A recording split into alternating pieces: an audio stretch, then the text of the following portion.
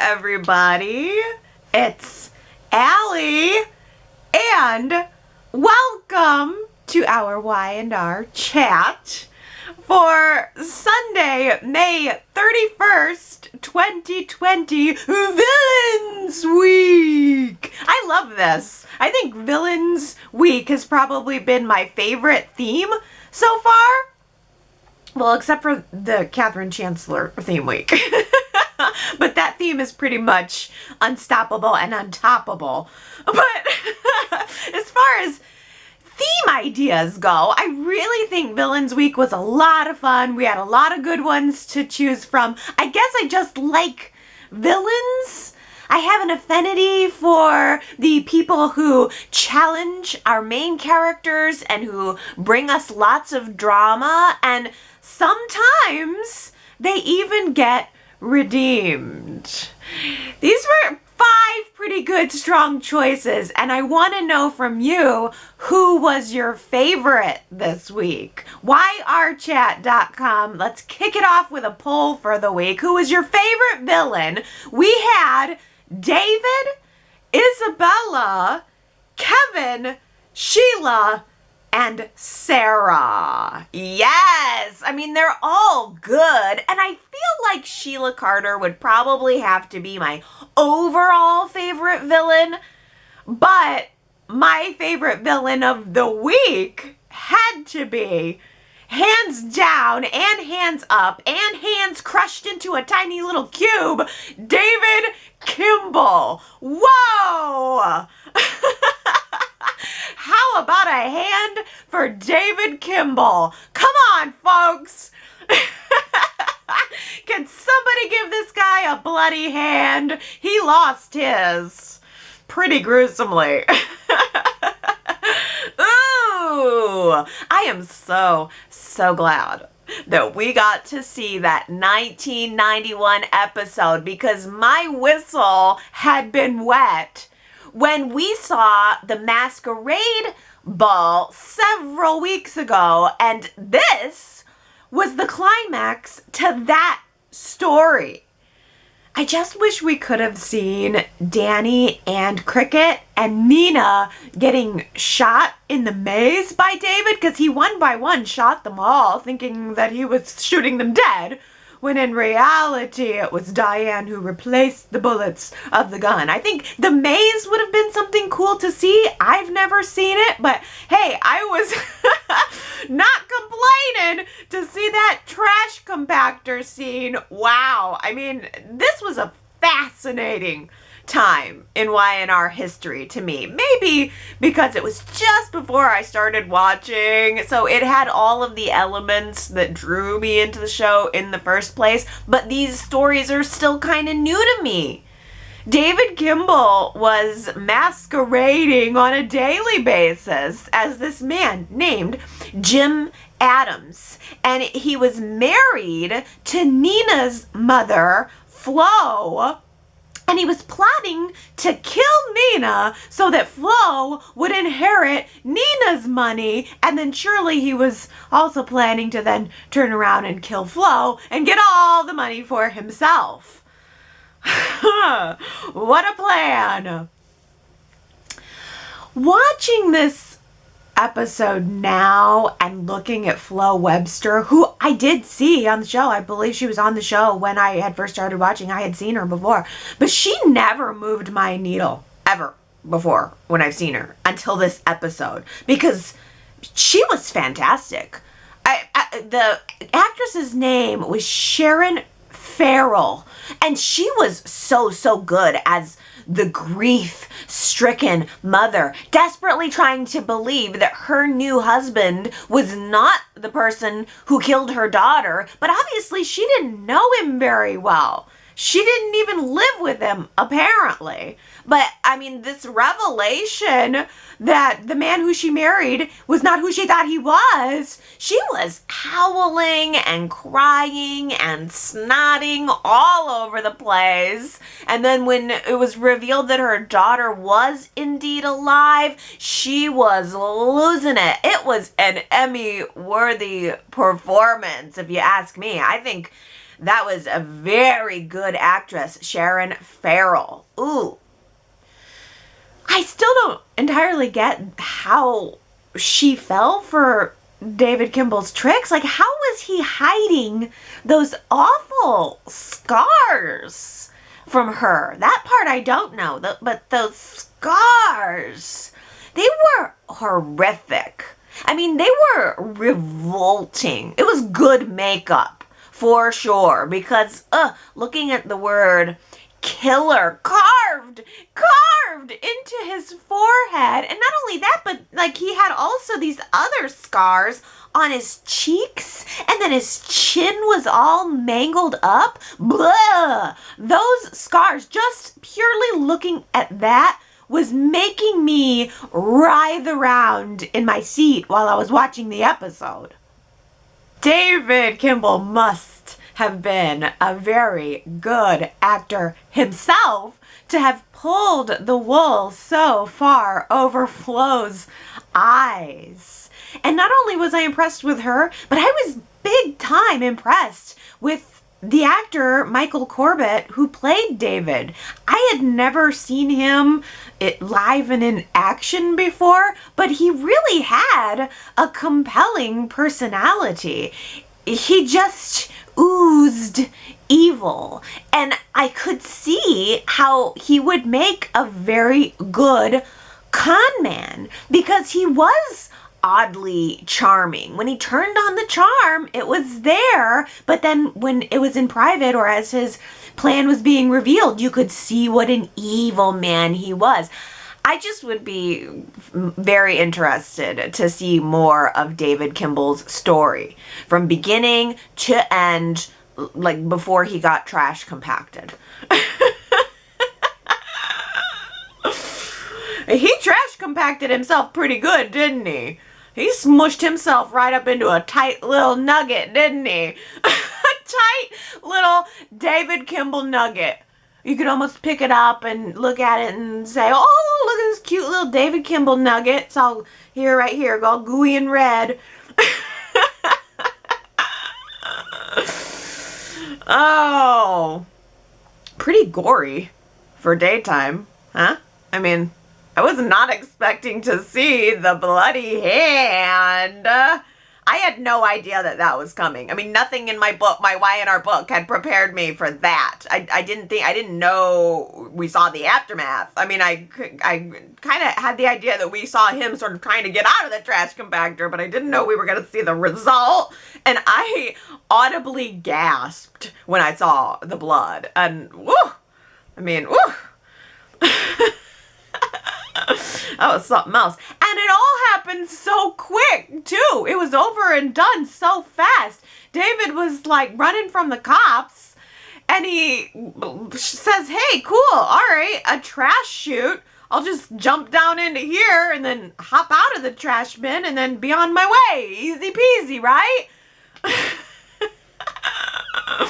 But then just as he was reaching up out of the trash bin to pull himself out, he accidentally hit the crush yourself to death button, which seems like a bad idea to install. On that, seems like there maybe should have been a safety measure of some kind to prevent human nuggeting. But he hit the human nugget button and like, whoops. Pressed the button and nuggeted himself.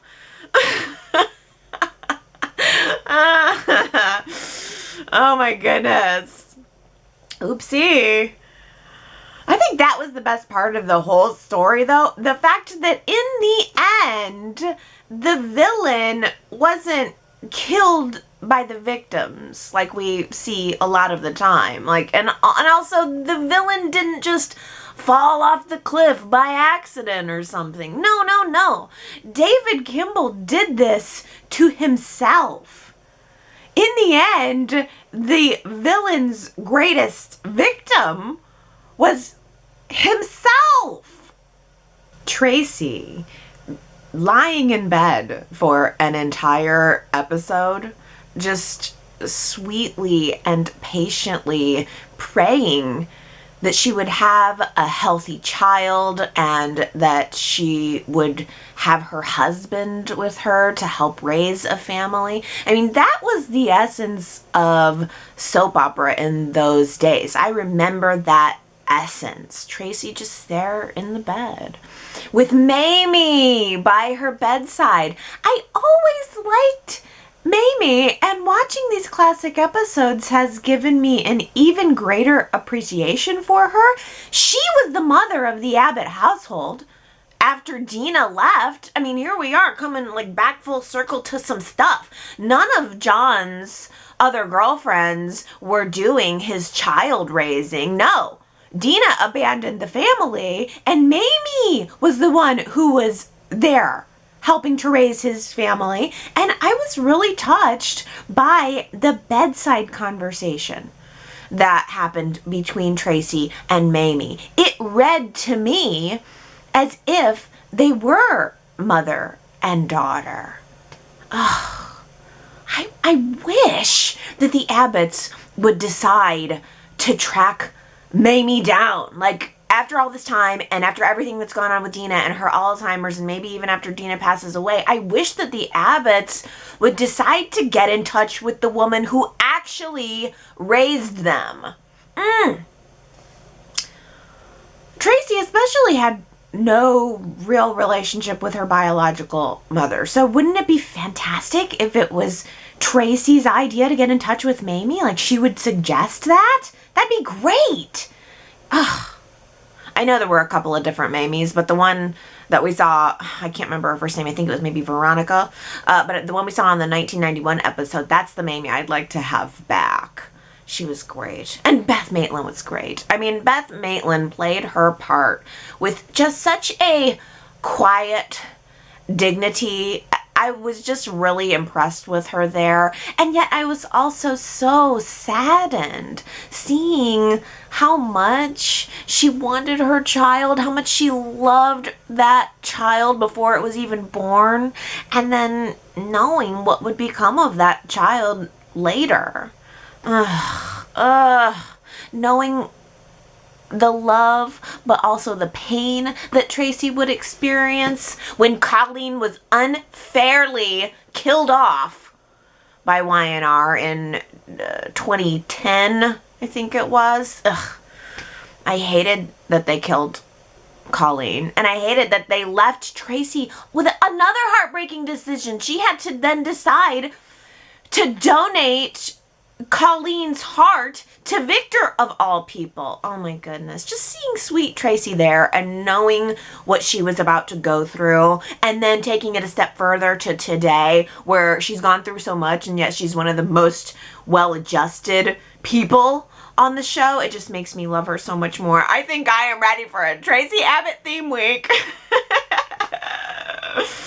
She's always been so good and so compelling, and I don't even think I started loving her until recently, but I do. And I gotta tell you, one of the things I am most looking forward to about resuming our new episodes is checking in with Tracy again, maybe seeing if she has decided to take that job at Chancellor Media.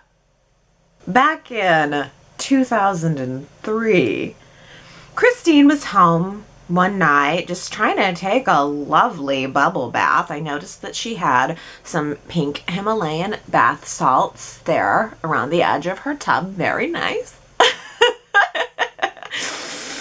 She was just trying to have a soak and a glass of wine, trying to relax from the fact that she was on her own, coming to the conclusion that she had murdered Isabella but didn't fully remember it somehow. And just as Chris is getting all relaxed and feeling good, in walks Isabella wielding a chef's knife. It was creepy, no doubt about it. Just the idea that you're in your home enjoying a lovely bath and someone comes into the room with a big knife and you're there helpless in the water. Ooh, creepy, creepy. And Isabella was walking around threatening Christine with this huge knife while she was revealing her master plan. I mean, it had to have been about an hour. They had to have been in there for an hour while Isabella was revealing her master plan, and then at the end, revealing that she had also spiked Christine's wine. Boy, she thought of everything. She planned it all. She was even planning to make it now look like Christine had overdosed and drowned in the tub. What a master villain. Ugh. The end was really creepy too. I mean, drowning is a fear. It is a real fear out there. And when Christine started getting so drowsy that she could hardly keep her eyes open, and then Isabella put her hand right on top of Christine's head and started slowly pushing her under the water. Ooh, heebie-jeebies. But then, I mean, Isabella held her there, held Chris's head underwater for a while, and then the very tail end of the episode, we saw Isabella pull her hand up out of the water, and Christine didn't come back up, and then the episode ended. And then Christine died, right? Surely. Surely that was just it. She just died that day. Ooh. And then Christine died. Or maybe not. Maybe Paul and Michael rushed in just in time to save the day. And Isabella eventually got hauled off to the loony bin. It was weird. For a split second. And mind you, just a split second while I was watching those scenes, I was actually kind of rooting for Isabella. As she was laying out her argument for all the reasons why Christine needed to die, I started to jump on board a little bit. And I thought, well, maybe it is high time that Christine needs to die. I mean, Isabella made a lot of fair points. Christine is so beautiful and so perfect, and sometimes that can be kind of annoying, so I'm just kidding. Don't worry, I came to my senses, but mostly because Isabella is not my favorite villain of the week. Isabella is probably my least favorite villain of the week, and it's for a couple of reasons. First of all, Isabella was trampling all over one of my biggest drama pet peeves, which is, I really hate it when the villains unveil their master plan right before the victim is supposed to die, and then gives the whole thing like way too much time so that the rescue can come in. Like, it's such a trope. Like, I'm gonna stand here and tell you how I totally fooled you for an hour while I'm giving the opportunity for someone to come in and rescue. It's a trope. It drives me nuts. And I'm always thinking, just kill them already. Stop talking and just kill her. It has nothing to do with Christine. It's just the longer that Isabella's explanation went on, I just kept thinking, get it over with. But also, it was really driving me crazy that in that scene, Isabella was holding the wrong side of the knife blade onto Christine's neck. Like, she was using the top side of the knife and holding that up against Christine's neck. Like, okay, it's a kitchen knife. It's a chef's knife. You have one in your kitchen. I have one in my kitchen. I use it every day to cut up my carrot sticks, a healthy snack. And I could not help but notice that Isabella was holding, like, the top side of the blade, like, up to Christine's neck, like a total amateur. Like someone who's never used a knife before. And I never noticed that originally when the scene aired. I'm sure of it. I never would have noticed that before. But now that I've seen it, I find it very hard to take Isabella seriously. It's such a weird thing to have pulled me out of the moment, but I am like, how am I supposed to believe that Isabella is some grand, impressive villain when she doesn't even know to use the sharp end of the knife? Who had the better exotic dancing skills? Brittany Hodges or Nikki Newman? I could make that a poll question for this week, but you can just leave me a comment and let me know who you think was the better exotic dancer. I'm gonna have to hand the crown, I think, to Nikki, because Nikki's ballroom striptease for Victor had all the right attitude, but Brittany Hodges was no slouch in the dancing department. She had some good moves. And she was beautiful up there. And she seemed confident up there. Well, until she realized that Raul was in the audience. Ugh. Raul. He was such a sweetie. This was a strange story for Y&R in 2003. Brittany decides to become a cabaret singer and dancer. And I want to say that she had a strict no nudity policy. I think that was part of her stance, as I recall. I could be wrong. But Bobby, the club owner, was so taken with Brittany that he kind of let her do whatever she wanted. She was a real crowd pleaser there in Genoa City. The men of Genoa City really, really took a liking to her. I think that Brittany is a very interesting character study because Brittany came from a very wealthy family. I mean, she wasn't exactly dancing for money. I mean, I think the money was nice for her, but I also think that Brittany was singing and dancing because she loved the attention.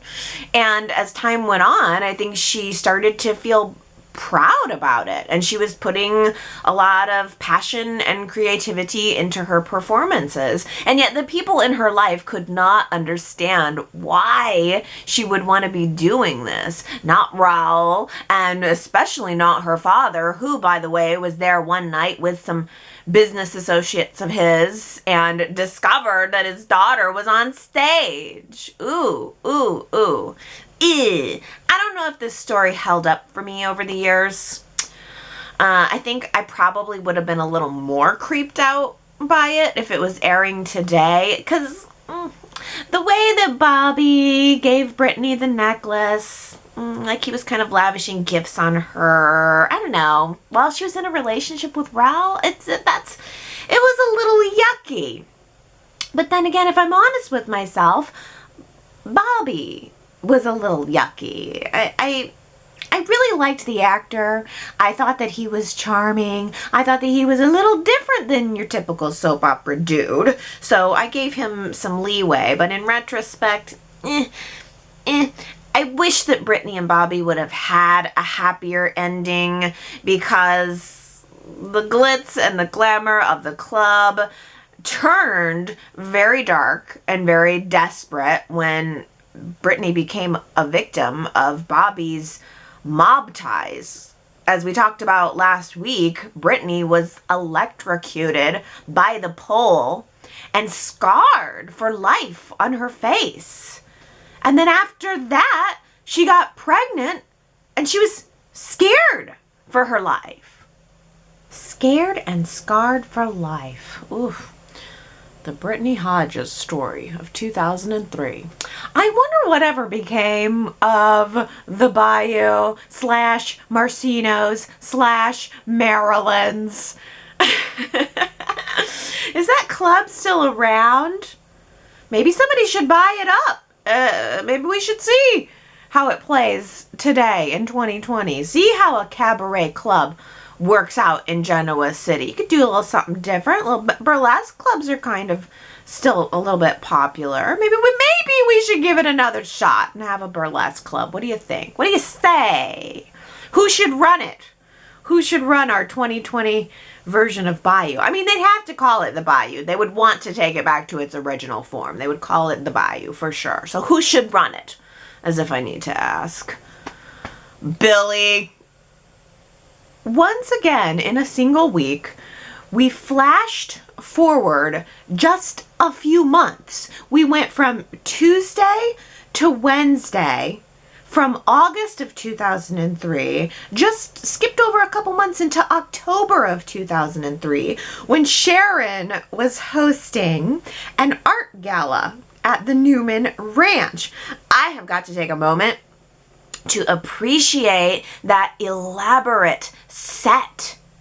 It looked like they actually built onto the exterior of the ranch in order to have this party. I mean, there was like this huge lighted archway over the front ranch entryway, and then they also had this separate stage set up, like looking like it was maybe in the front yard or something, that had a dance floor.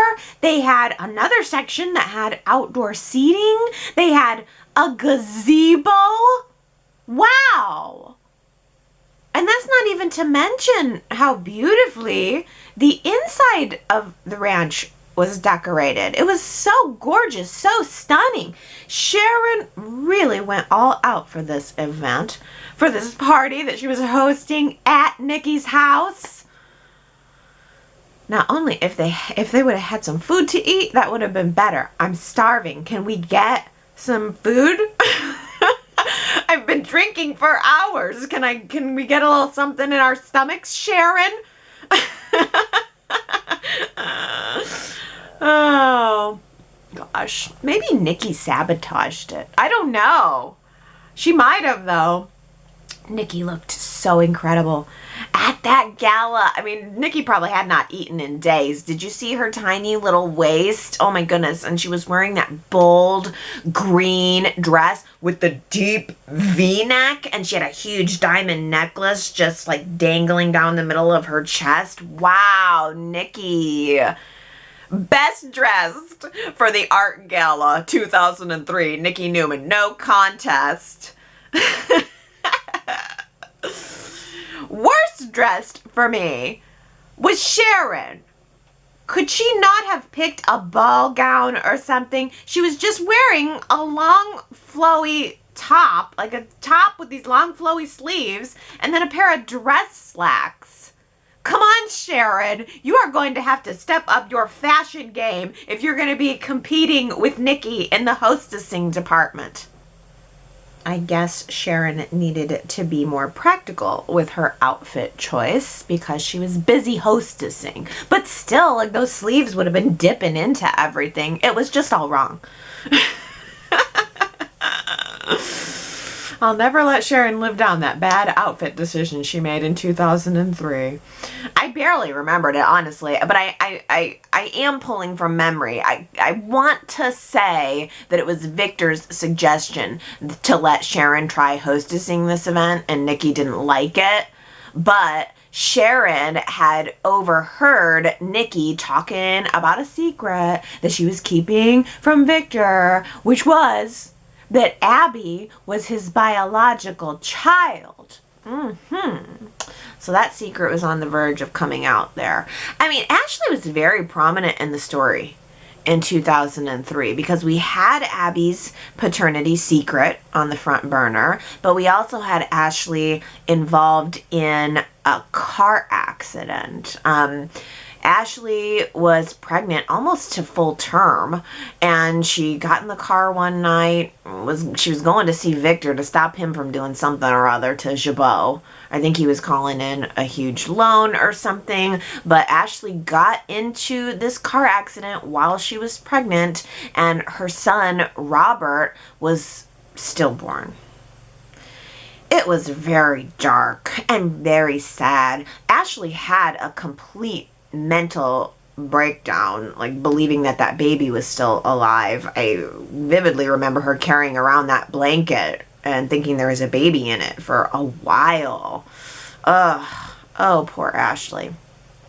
And everyone in the Abbott family blamed Victor for what had happened, which was why things were so tense between Victor and the Abbotts at the gala. I believe that John had even punched Victor before that gala, which I would very much like to see again. I don't remember the punch, but I would like to see it again because it was so unlike John to be physically violent. But then here we are. This is 2003, and I want to say John died in 2006. And you can kind of tell that in his final years, Y&R was really pushing his character to the edge.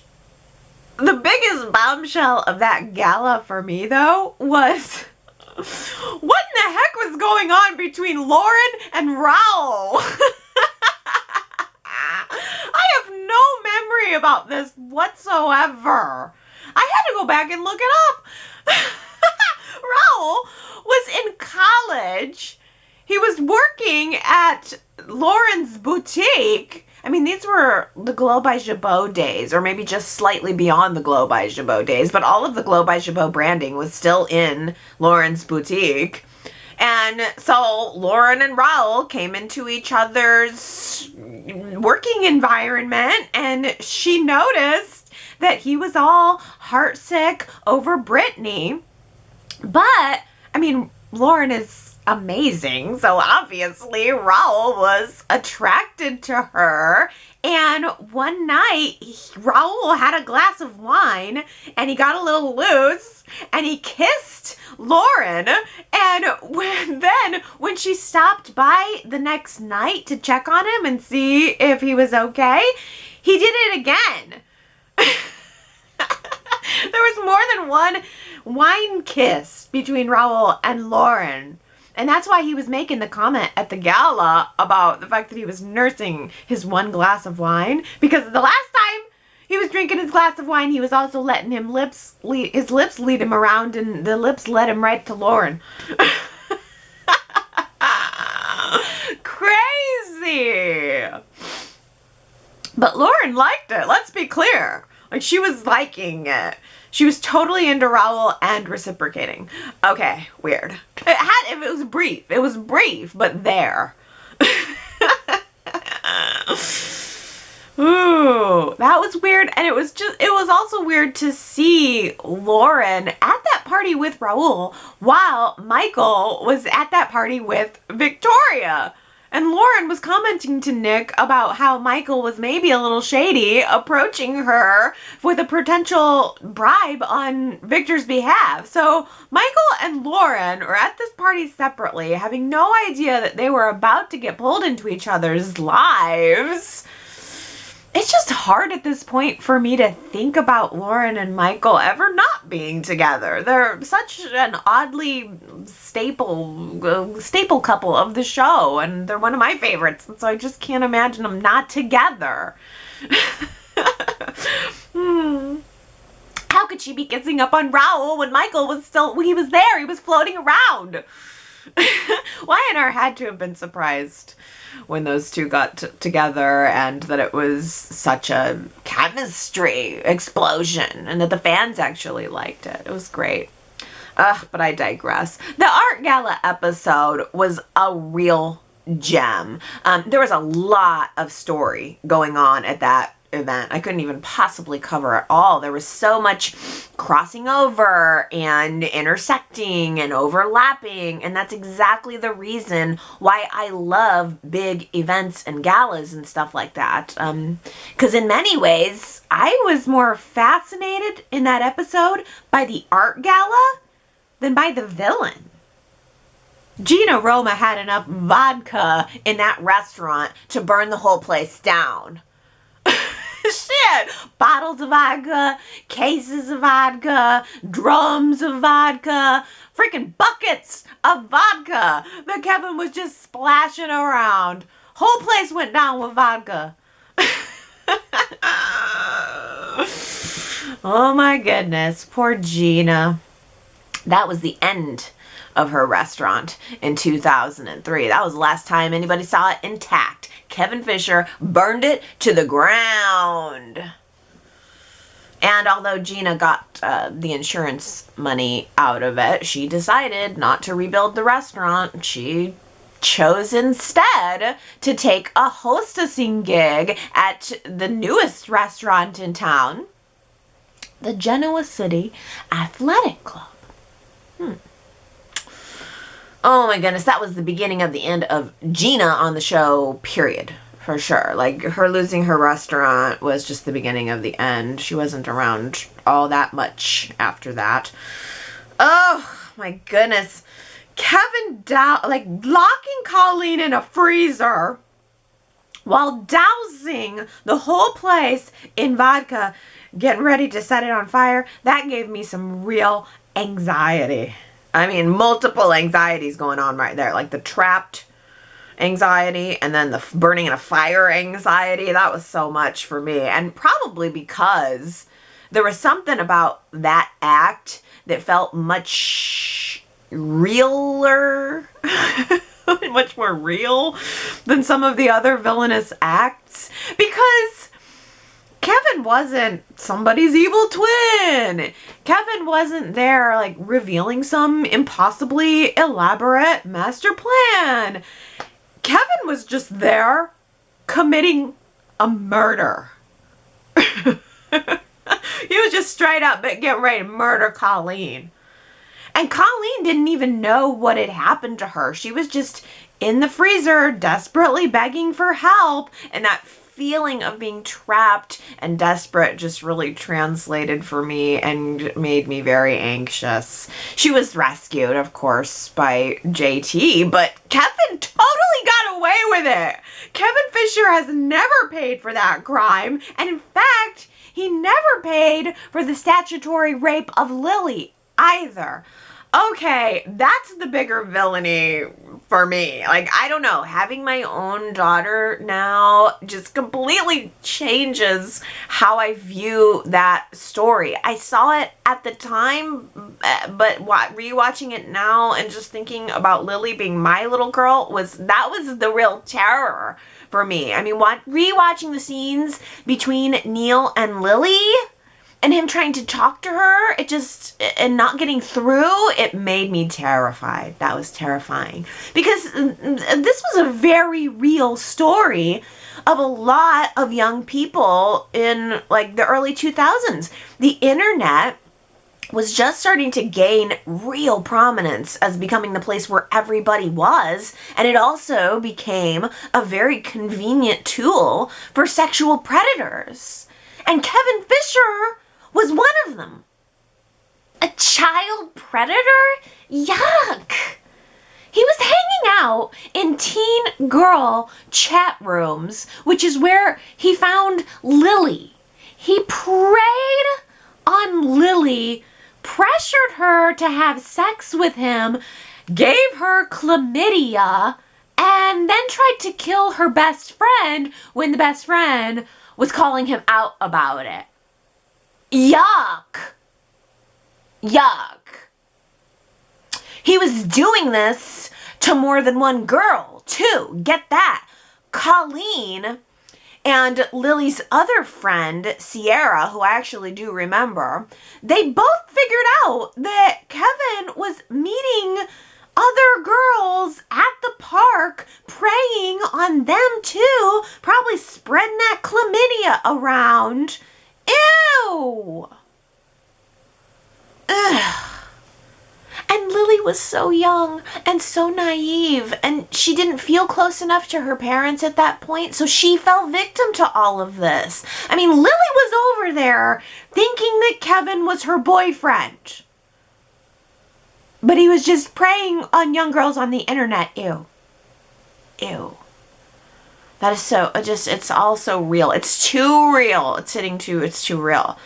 And Neil's words to Lily, watching Neil talk to Lily and begging with her and trying to reason with her and telling her that he has more experience. He's older. There are just things that he can see that she can't that she can't see because she hasn't been there. Those words just resonate with me in a much more meaningful way now that I'm a parent. And he was saying to her, I know you think you're wrong, but I know you think I'm wrong, but I'm right. You're wrong. I'm right. And he was right. But she didn't want to hear it. And she also didn't want to admit that she had already had sex with him at that point. So it was just all on deaf ears, and it was all too late. Oh my gosh. That Y&R decided to reform Kevin Fisher with nothing short of a miracle, because it's not even in my consciousness on a daily basis now. I mean, I like Kevin a lot, but what a completely disgusting human being he was. And I think that it's resonating so much also because it's like, whoa, I like this character now. I forgot about all that. Because you can take somebody like Isabella, she was one and done. David Kimball, he died. Sheila, Sarah, they went away. Kevin's still here. So I think that's why it almost feels like a deeper betrayal, because he wasn't just one-dimensional. It's just like going back and remembering all of this over again. And it's amazing to me, the leap that the character has made, because like Y&R just slowly over time turned him around, and all of this went to the back of my mind until now. Thanks a whole lot, Y&R. After watching the Wednesday episode, I'm not sure that I could ever look at Kevin Fisher the same way again.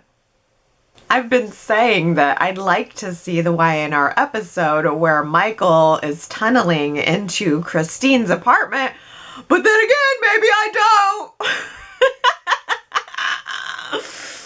Maybe I don't. All of this going back in time is making me see our current characters differently, and Michael is one of my favorite characters, so maybe it's better if I don't get any uncomfortable reminders about his past. He was so freaking cute in 2005, snorkeling, but more like dorkeling. With his little goggles and his beach towel and his big cheesy smile, having just married the woman of his dreams. I am so glad that Lauren was able to peel herself away from Raul to discover what a gem Michael could be. Those two are just such a surprise match. And they really have had longevity. It would have been a shame if Sheila would have exploded Lauren into a million pieces. Wow. That CGI was something else. The yacht explosion must have cost Y&R a fortune. And it was a very, very good episode. But for a Sheila Carter episode, I feel like I could have used a little bit more Sheila Carter. No? I mean, I can't believe how much more I'm enjoying Sheila this time around, because I really didn't like her all that much in the past. But the actress, Kimberlyn Brown, she just embodies evil. She just has this darkness in her eyes, and I could just feel her hatred for Lauren. Even though it was only basically two brief scenes that Sheila was in, I just could feel her hatred, and I laughed when Sheila smacked Lauren in the face. She just smacked her and said, "Oh, it felt so good. I'd like to keep on smacking her." I felt so good. I'd just like to keep on smacking her. Oh. But Tom Fisher pulled Sheila back from the smackins. I mean, honestly, that whole episode seemed like it was more of a trailer for Tom Fisher's villainy than for Sheila's villainy. I mean, he was tasked with duct taping Lauren, like well beyond how much she needed to be duct taped. Did anybody else notice that, like, while Lauren was trying to convince Tom to let her go, the sound of the duct tape in the background, the duct tape sound effect just kept going on and on and on. And I was like, dude, I've used less duct tape on my actual ducts, okay? Lauren weighs about 80 pounds. She ain't going nowhere. And that wasn't even all of Tom Fisher's villainy. I mean, this was a Sheila Carter episode, but Tom Fisher was the one who had a couple villainous activities going on. Back in Genoa City, John was discovering that Gloria and Tom were never legally divorced. So John's marriage to Gloria was invalid. Ugh. The anger on John's face in that scene with Ashley. I mean, you could really see that Y&R was building up to having John kill Tom. Actually, we had 2 episodes this week where we saw John building to violence, or building up to violence, or having been violent, which again is so out of his character. Yeah, but Tom had it coming as far as I'm concerned. Tom was the real villain of that episode, and I really wish that John Abbott would have said to Ashley, I just want to smack him. And when I'm done smacking him, I just want to keep on smacking him. Here's another instance where I enjoyed the villain in the episode, but I was also maybe possibly more fascinated by the story that was going on in the background, because it was after Michael and Lauren's wedding that Nick and Phyllis went back to her place and had sex for the first time while Nick was married to Sharon. And while Sharon was away on a business trip with Brad, kissing up on him because Nick was no longer interested in her. Oof. Oof. Oof. This was a real heavy period of Y&R. 2005. The year that Cassie died and the year that Nick and Phyllis had the affair. The betrayal. It was scandalous. It was heartbreaking, but you know what? It was also quite titillating. I could feel the chemistry between Nick and Phyllis rewatching that episode this week from 2005, and I still feel it today, 15 years later in 2020. Nick and Phyllis just work for me, and I am saying that as a Nick and Sharon fan.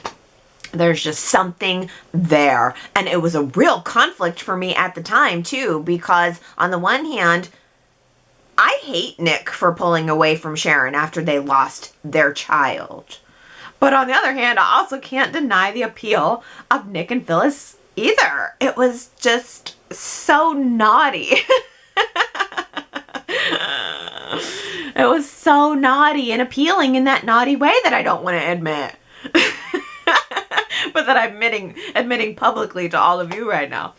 I was talking at my screen, though, this week, watching those scenes when Nick and Phyllis were bumping into each other at the ranch in 2005, and it was just after that very first night of them giving into their passions. And Nick and Phyllis were both standing there agreeing that it was a one-time thing, and they should never talk about it again, and they should just act like it didn't happen. And I was laughing out loud and talking to my screen like, am I having deja vu here? Because I could swear that Nick and Phyllis had the exact same conversation like 2 months ago in 2020 when they started having sex again, and they kept having conversations about how it was a 1 or 2 time thing, and they should just never talk about it again, and they should act like it didn't happen.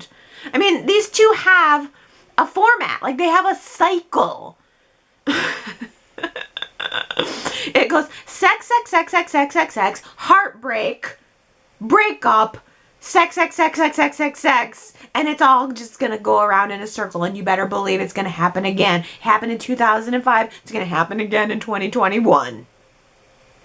What if it was Lauren who died at the old abandoned amusement park, and Sarah Smythe has been living in Lauren's life for the past decade? Crash! Could you believe it?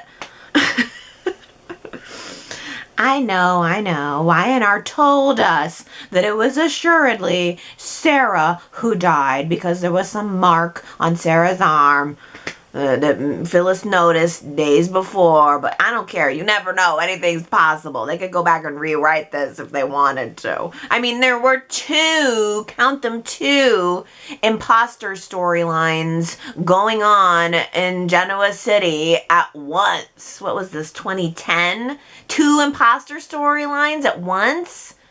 2 people were stealing someone's face and masquerading in their life at the same time in Genoa City. Sarah Smythe as Lauren and Patty Williams as Dr. Emily Peterson. What are the odds?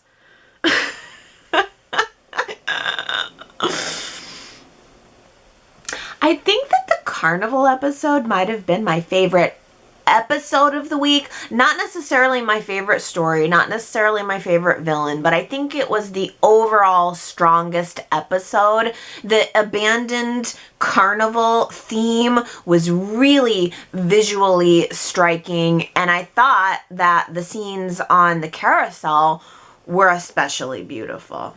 I thought that Tracy Bergman was especially beautiful. I got about 100 screenshots of her holding that gun. I don't know what to say. I guess she just looks good holding a gun. She was like Charlie's Angel up there, spinning around on the carousel and whipping back and forth through the house of mirrors. And I was like, screen cap, screen cap, screen cap. Ow, my arm hurts from screen capping. But it was so screen cappable. The House of Mirrors alone, it was awesome. I mean, the House of Mirrors was such a great location for a villain story, a twin twist double villain story for that to climax in a House of Mirrors. I was legitimately confused. I could not tell which one was Sarah and which one was Lauren. I mean, there were so many cool shots of them reflecting all over the place and of Michael trying to figure out what was going on. Michael had been living with the imposter for months, and then all in one moment, he was forced to have the realization that he had been living with the imposter, and he had to figure out which one was which while there was a gun up in the mix. Kevin had some pretty hard choices to make there too, because if Daisy and Ryder were the spawn of Sheila Carter and Tom Fisher, then that makes Daisy and Ryder Kevin's half-brother and sister. Take a moment and let that all sink in. I just about confused myself saying it. But we saw that whole brother-sister dynamic playing out a couple of weeks ago because Kevin and Daisy were talking about being brother and sister. Because after Daisy ran out of that carnival, the carnival took place first, and after Daisy made her escape, she disappeared for a little while and then came back with Daniel's baby. She was sleeping with Daniel there in this episode we saw this week, and she would eventually come back with Daniel's baby, and he decided to marry her to keep an eye on her. So Daisy escaped the abandoned carnival, but Daisy came back. We never had a chance really to talk about Daisy's twin brother Ryder. Kevin let Ryder disappear after the carnival incident, but Ryder never came back. I really liked him too. I've said it before. I really liked Daisy and Ryder as junior villains, spawn of Sheila. Ryder was probably the more relatable of the two for me. I thought the actor was very good looking. Yeah, I really started warming up to him as time went on, and I noticed recently that he is now on another CBS series called All Rise. I mean, I think that's him. So I hope he's doing well. I hope everything's going very well for him over there on a new show. But I guess I'm still confused about when exactly Sheila and Tom had their affair and when Sheila had these twin children, because Sarah Smythe came onto the scene in 2010. So were Sheila and Tom doing it while they were partnered up trying to kill Lauren on her honeymoon to Michael in 2005? In that episode that we saw on Thursday? So is that it? 2005? Sheila and Tom were hooking up while plotting to kill Lauren, and then 2010's when Sarah came back and the children were just Sorazed? Is that it? Like, it took 5 years to make Daisy and Ryder full-grown killing machines? 5-year-old full-grown killing machines that would do anything that Mama Bear said? I remember feeling at the time that the whole Mama Bear thing was real cringy. And guess what? I felt the exact same way this week seeing it and hearing it. Like, whoever came up with that Mama Bear nickname me thing no. That was lame. Mama Bear, lame.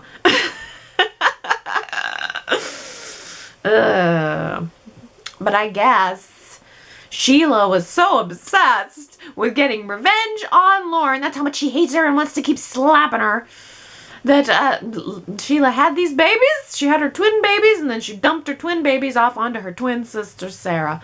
And Sarah raised them since birth and had their blind allegiance as little killing soldiers. Wow, what a family tree there. Sheila had a twin sister and then went on to have twin babies. It's so many twins and twin twists and other twists and plastic surgeries in this era of Y&R. Well, last week I guess I felt like I had one possibly final opportunity to pick a Who Said It quote from Neil Winters, and I took that opportunity, darn it. And it was a good quote. I think, it sums up a lot of the way that Neil saw the world. Nothing worthwhile comes easy. Neil was somebody who worked really hard for everything that he had, and I sure miss him. Nothing worthwhile comes easy. That was last week's quote, and Neil said it to Malcolm in that very first scene where Malcolm was coming into Neil's office and looking around at all of the spoils of Neil's lifestyle, and Neil commented that, yeah, I got all this, but nothing worthwhile comes easy. Good line, good moment. And there were 8 winners this week who guessed it right. It was Mark, Lynn, Anna, Henry, Heather, Jamie D, Kamna, and Martha. You guys all guessed that one right. Let me give you one more. Let's see if you can get this. I don't know. I never know what's going to be easy and what's going to be hard, but you tell me if you think you know who said it. Bravo! Give the lady a prize. Bravo! Give the lady a prize. That's our quote for the week. And if you think you know who said it, go to the internet. Don't go to any sites where you might run into anybody like Kevin. You can avoid all that just by typing into your web browser, yrchat.com. And from there, you're going to see this week's quote. Bravo! Give the lady a prize. You navigate to that. There's a little text box where you can enter in your name and your guess. And if you get it right, then come back here next week and I will give you your shout out on next week's Y&R Chat. Oh, let's see what the Peanut Gallery has to say this week. The Chatter Gallery. How about starting with Victoria, who says, kudos to the writers and production crew on the Carnival setting for the Lauren Sarah showdown. I loved the use of the merry-go-round. The funhouse with the creepy clown statues was perfect for the shootout. I know, the merry-go-round was great. I just thought that visually that was so pretty. It had all of the yellow twinkling lights in the background, but I did notice the creepy clowns all over the place. It was in the mirror, the haunted mirror place. mirror maze. And there was also a lot of, there was like an old organ that had some clown statues on it. Yeah, I think that stuff is just all, I kind of like the old carnival vibes. I don't have the fear of clowns that a lot of people seem to have. I think it's more fascinating and artistic, and I thought that was a very artistic set, and that's probably the reason why I picked that as one of my favorite overall episodes for the week. I just thought it was a really visually stunning place for a showdown, and specifically for a twin showdown that was well thought out, well planned, well executed all the way around. Jamie backing up and commenting on the Lauren and Michael honeymoon yacht episode, which again happened about 5 years prior to the carnival. Jamie was mentioning Lauren's juicy pink tracksuit from the yacht scene, and that pink tracksuit stuck out at me too, Jamie. But Jamie was saying about how it just got dirtier and grungier as time went on, because after the boat exploded, Lauren was presumed dead, and Tom was actually holding Lauren and Sheila hostage. And then there was like a whole nother plastic surgery twist where Sheila escaped and then immediately went out and got plastic surgery to look like Phyllis for her. But yeah, I remember that those scenes went on for a long time. Lauren was in that tracksuit for a long time. I also think that flashing forward to the carnival, I want to say that Lauren and Jana were being held in a cage for a long time. Ugh, so dark. Poor Jana. She was just tortured. I remember she had I didn't dig too deep into Jana's wiki this week, but I want to say she had a brain tumor and she really needed her medication, and there was a whole lot of headaches. Jana just had a whole lot of headaches back in that day. But you could see that Kevin had been frantically searching for her, because there was like the missing woman poster on the coffee house walls when we saw the other scenes from that episode. So he was looking for his woman. And it's interesting that last week I was talking about, oh, I'm so glad that Kevin finally found Chloe and she was the woman for him. But Jana was the first woman for him. And they did have a nice little relationship until Y&R decided to kill her off. Well, on the theme week of villains, Jamie had one other comment that I think is pretty good. Jamie says, 1 week of villains was not enough for this theme. I love the villains selected, and although creepy evil Kevin was creepy and evil and totally worthy of a villain title, I feel like we were gypped out of Ian Ward. Oh, yes. Ian Ward was such a good villain, and a lot of that rested on Ray. I can't think of his last name. The actor who played Ian was so good. He was the kind of villain that you really did love to hate. Yeah, I could definitely watch some Ian Ward episodes. I think there was the one where there was a Halloween party that he burned down Newman Tower or something, and Adam rushed in to rescue Victor. That'd be a good episode to see. What other villains do you think are missing? I mean, I agree. 1 week of villains is not enough. I mean, part of me thinks that maybe... Okay, here, let me just tangent for a minute. But I kind of wonder if Y&R would have picked the Isabella episode if Isabella if the actress who played her hadn't gone on to be like a superstar. I almost kind of wondered if they were bringing that back so that they could capitalize on her fame a little bit, because I mean, Ava Longoria went on to be a mega star. So I wonder if that's why they picked her, because she didn't really stick out as one of the greatest villains to me. That was a good episode. I mean, but yeah, I think in some ways I want to say that maybe Ava was a little miscast in that role. I think she was so perfectly cast for the role that went on to make her famous with Desperate Housewives. I mean, she nailed it. She was good in that show. But I'm not quite sure. I felt real connected to Isabella in any way. She definitely wasn't in my mind as one of the greatest villains. I would agree with you that I could have swapped her out probably for some Ian Ward. But how about Patty? I mean, we got just a taste of Patty on Friday when she was posing as Emily and married to Jack, and Jack was finding her diary, that scribble diary, and then at the end of the episode we had sad Jack sitting there with that sad cat in a box.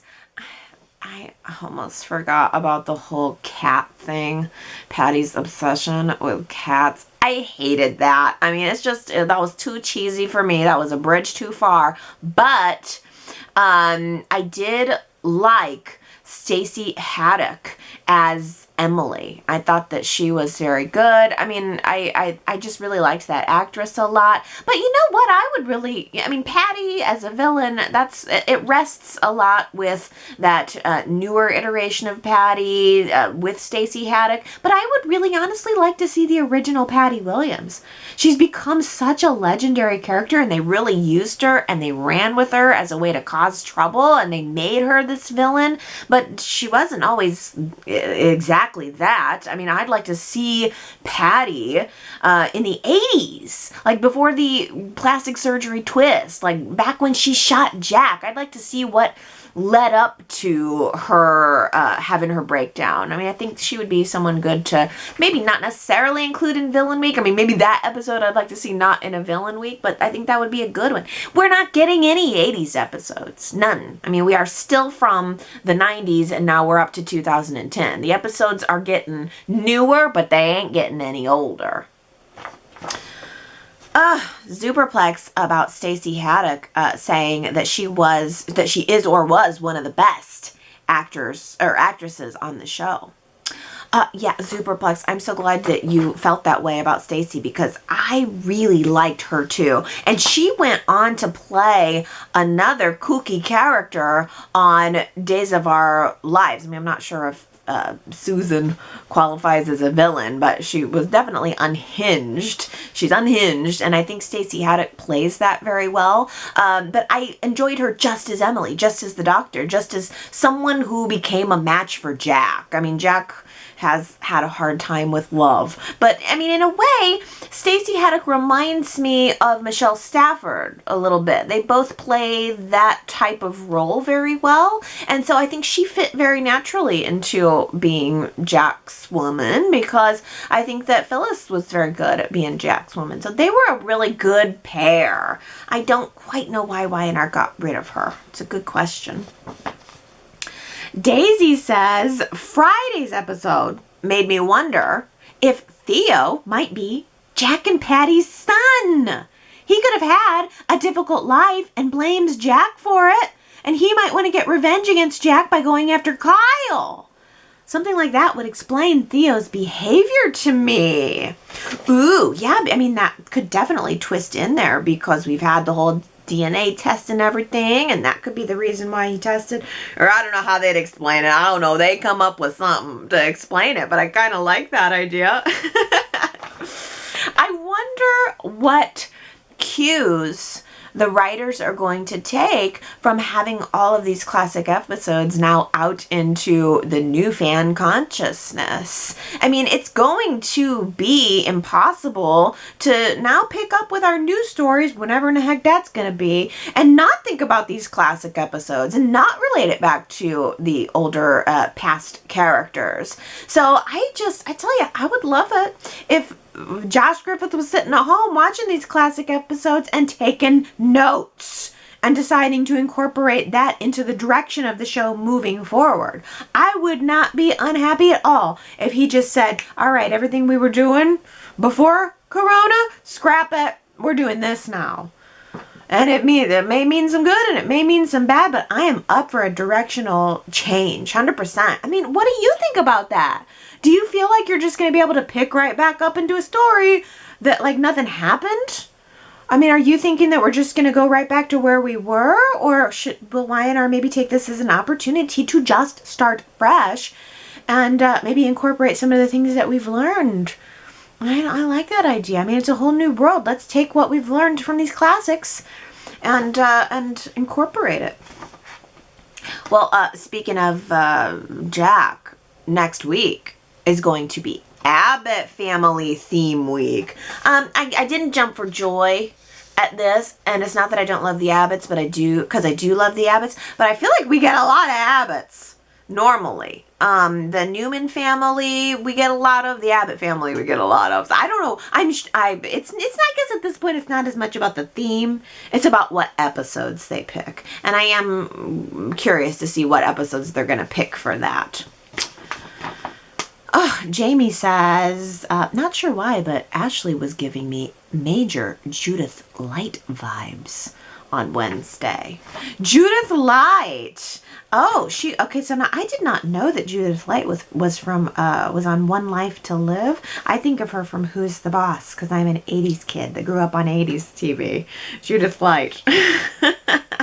But yeah, I could see the hair. I was definitely honed in on Ashley's hair when she was in the rocking chair with the blanket. It was some interesting hair. It was a little 80s, right? It was some 80s hair. It was kind of feathered back like that. She had some early 80s hair going on.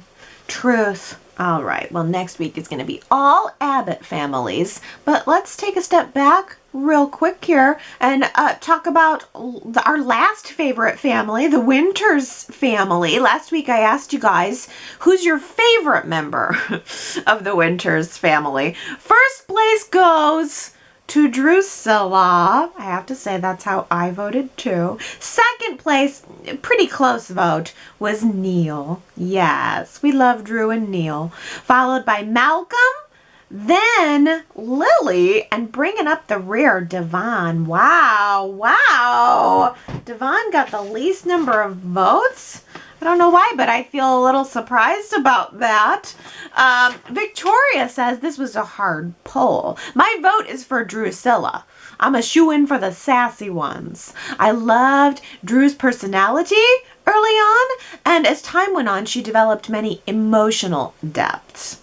I loved Allie's idea of bringing her back or recasting the role. I'd love to see anyone attached to Lily or Devon. I'd love to see anyone attached to Lily or Devon get the eye raise. We need her wisdom and wit in Genoa City. You know, that's the thing is Drew started out almost a little cartoonish, but she most definitely did develop a lot of wisdom as the years went on. I mean, she wasn't just one-dimensional. She really had a lot of depth to her.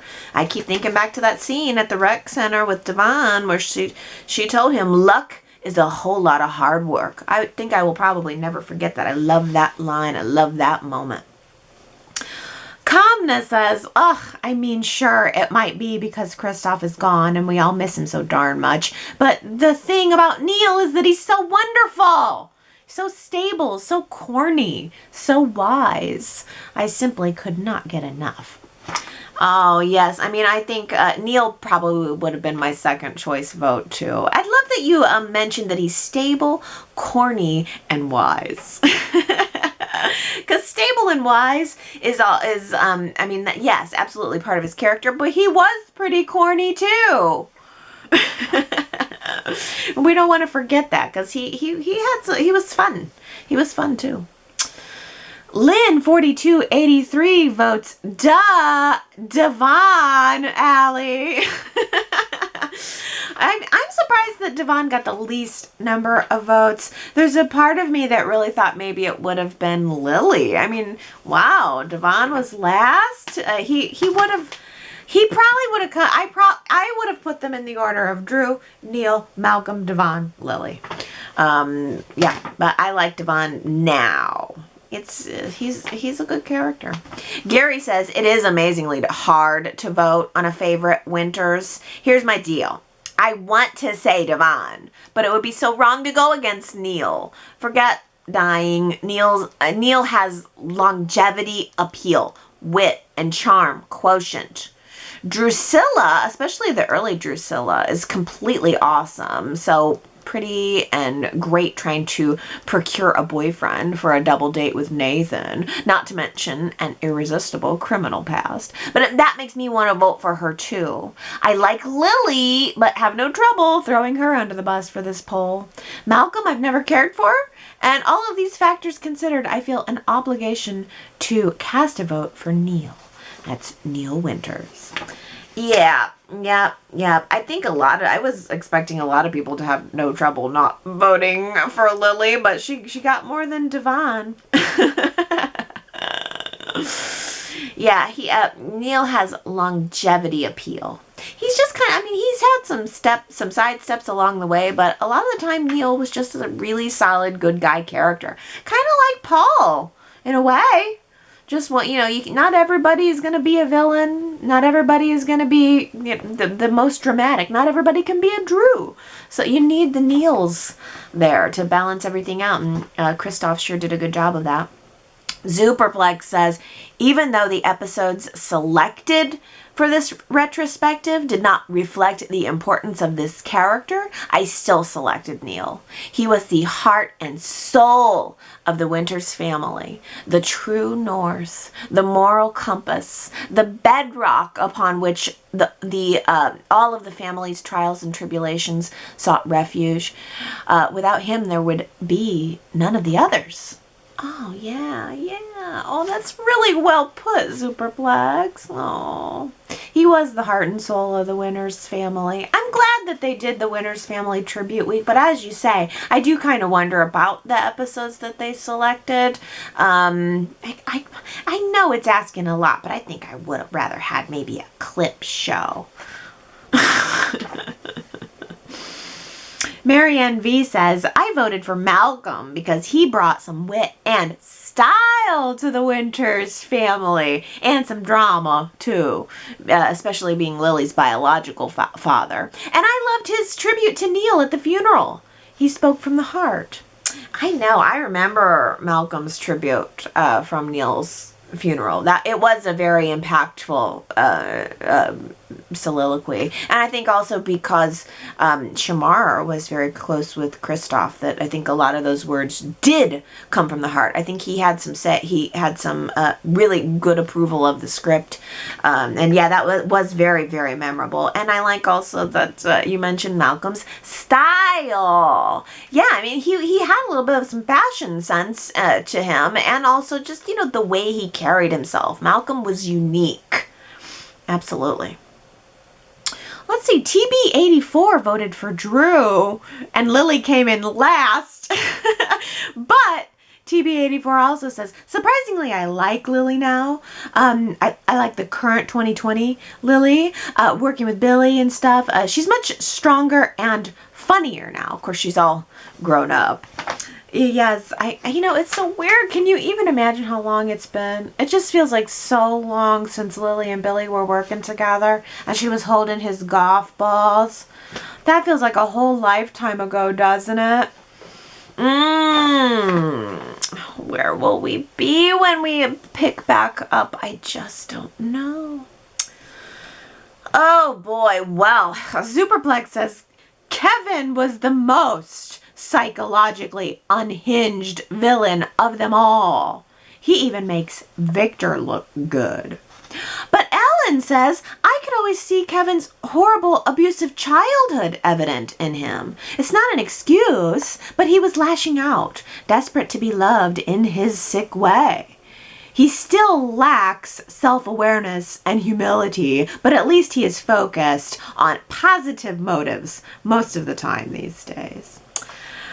Yeah, I think it's an interesting case study, Kevin Fisher, because they brought him back and they reformed him. I mean, we didn't know about his abusive childhood until much later when Y&R made him Michael's brother and gave us his redemption story. But, Kevin is a villain that had that chance to get the backstory filled in. I mean, if you were watching it purely in its context for the time, like just on the day that he was burning down Gina's, he was pretty bad. I mean, we didn't know anything about his abuse, none of that. He was just bad.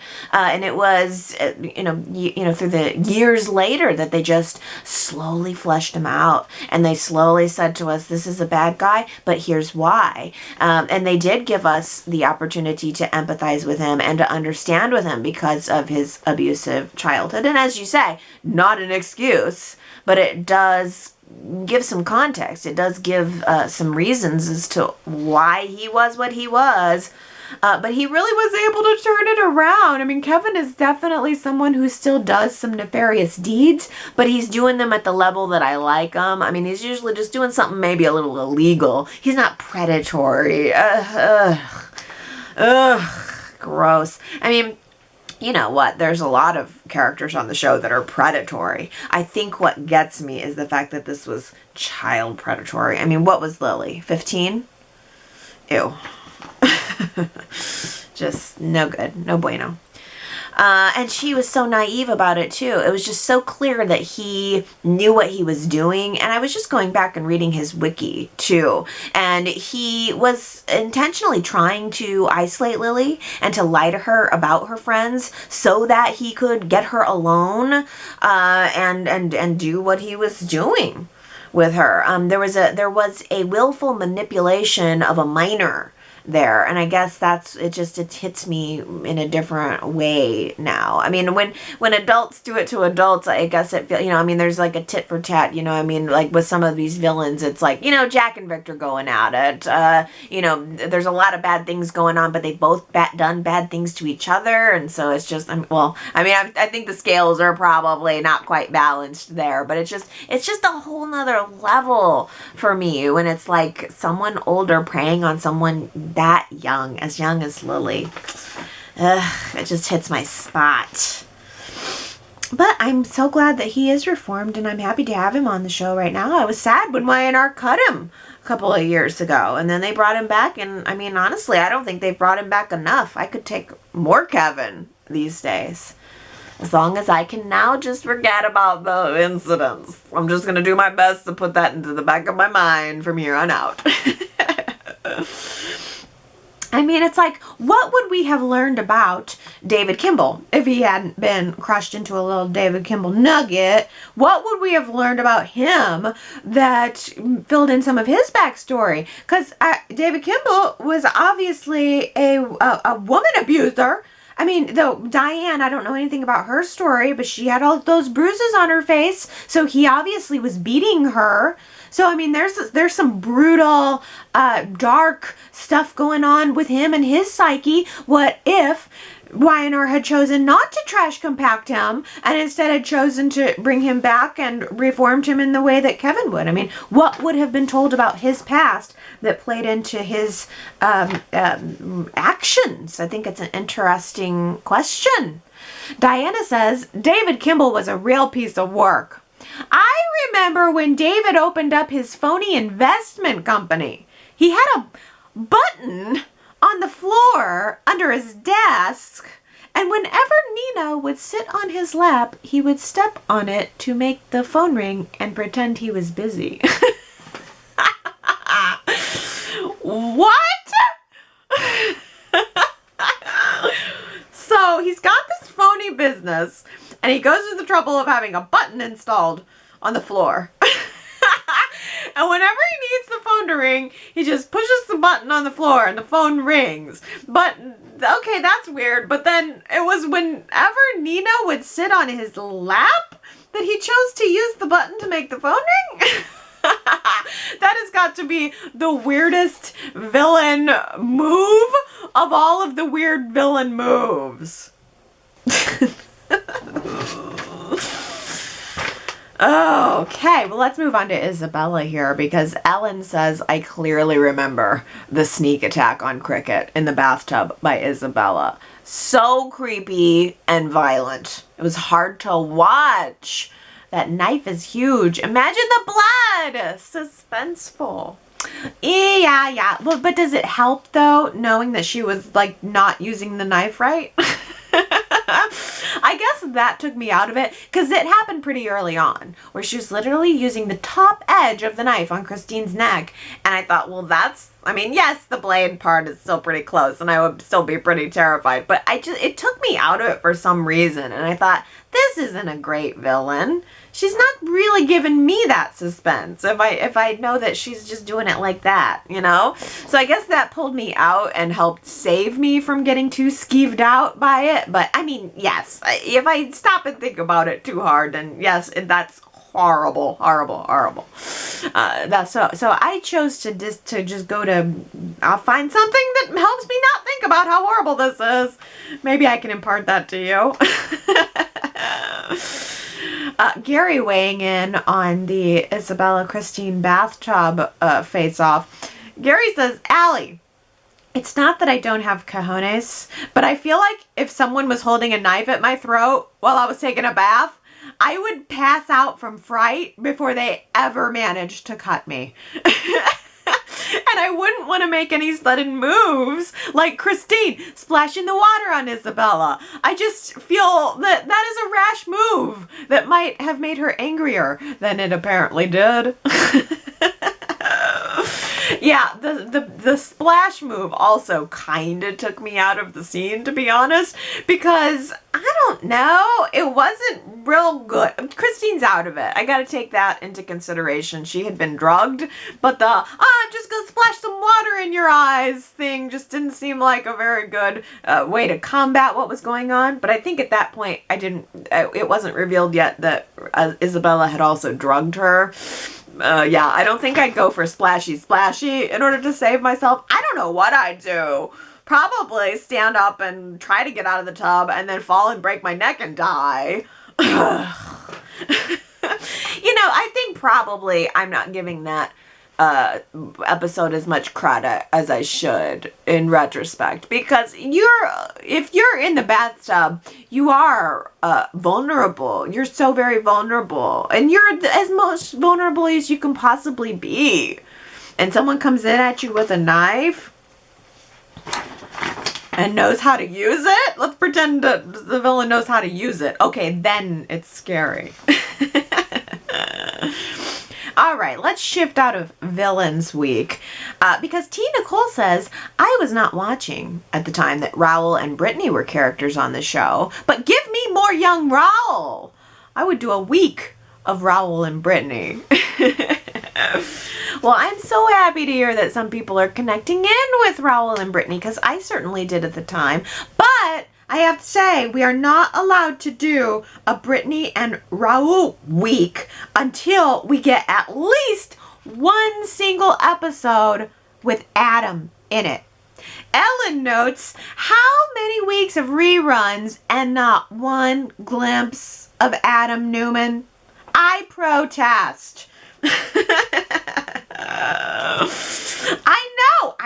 I mentioned this like 2 weeks ago. I think when we were in Rivals Week, that why would Y&R pick 2 episodes of Victor and Jack and not throw an Adam and Victor episode in there? It is so weird. It is really weird, because Y&R could have gone back and done Chris Angin's version of Adam and showed us The Haunting with Sabrina and Ashley falling down the stairs. I mean, there would have been a million probably different opportunities to give us an Adam episode, and we've gotten none. None. I mean, I don't think we've seen him even one time. None of the 4 Adams, not even one time. I didn't catch him anyway. Well, okay, well, so we're not getting any Adam on screen, but did you guys hear this little piece of gossip? I couldn't help it. Now I'm because now that CBS Soaps in Depth is giving me nothing. I mean, their whole website, their whole everything, they're not even doing magazine subscriptions. It's so much nothing right now. Now I am like a fiend seeking out deeper Y&R news, like desperately trying to find Y&R news. And one of the sites on there had some gossip from TMZ that I guess Justin Hartley, the Adam before Mark Grossman, so like not the current Adam, but the one right before, He apparently was photographed kissing a former Y&R co-star while he's going through his whole divorce with Crystal Strauss, who also was on the show and who I don't think he has even been married to for that long. They weren't married more than a couple of years,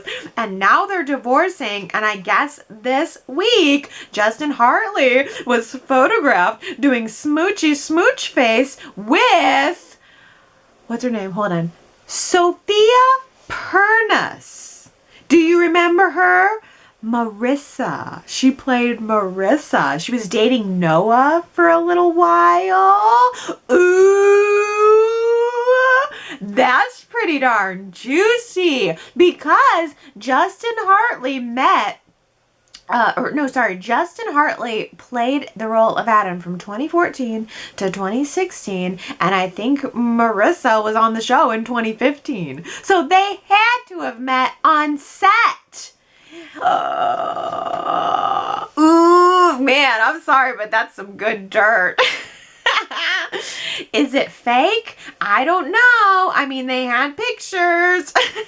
But then again, it's like this, with all this deep fake stuff, who knows what's real and what's not real. But I'm kind of enjoying the idea that it's real. And plus, if Y&R's not going to give us any on-screen Adam news, then I'm going to go looking for some off-screen Adam news, okay? Okay. Oh, thank you everybody for the really nice happy anniversary messages that you left for me for the Y&R Chat 12-year anniversary. I got some really nice ones. Thank you. That really means a lot to me. That's kind of like my reward. Just hearing people say that they really like Y&R Chat and that they look forward to it and it's part of the routine, like that makes me happy, because I have my videos and podcasts and content and things that are really have become a part of my life, and it makes me feel good that something I've put out there has become a part of yours. So thank you so much for all of my lovely anniversary messages. Gosh, I don't think I have anything else going on this week. When are we getting back to the shows? Now, don't assume that I know any Y&R news about anything. If you hear something, tell me. Because just assume I don't already know. I keep searching out. I keep looking. I want to know when they're going back to production. I'm starting to feel ready for it. And it still feels so far away. Because even if they start production tomorrow, we're still going to have, I mean, who knows, probably a month more of classics. So I'm in the dark. Every week I ask somebody to tell me. Nobody ever tells me, so I can only assume there's no news about this.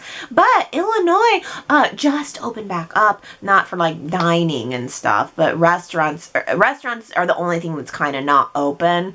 But everything else is sort of open at a reduced capacity. So, and a lot of people are going back to work. So I wonder if Y&R is going back to production. What's going on? What's going on in your state where you live, by the way? I feel like Illinois was one of the last ones to open. So you guys have probably all been out and about and shopping and eating for a while now, but I haven't. I'm just happy to see my parents. That's the thing that I've missed more than anything else. I can live without restaurant food. I can live without shopping around. I got to see my parents. And the whole video conference thing was just not sustainable. I got to get there. I got to be there. The only cooking I need is Mom's. So I'm really happy that at least it seems like we're crossing a little bit of a bridge into at least a little bit of a window of back to new normal, we'll say. But yeah, so what's going on in your world? Do tell. Go to yrchat.com. You can leave your comments there. Let me know how it's going, what news you're getting, and what you think about all of these episodes. I do love hearing from you guys and getting your opinion on all of this. Do you think that, do you want to see Y&R just pick up right where it was? I mean, at this point, we've had all of this time. I don't even know when the last new episode was. March? I mean, are you just going to be able to jump right back on board with Phyllis putting bones at the... Phyllis dumping a bunch of bones at Abby's new hotel site? Are you going to be into that after all of this? You tell me. yrchat.com. I love you guys so much. I will see you next week. Bye.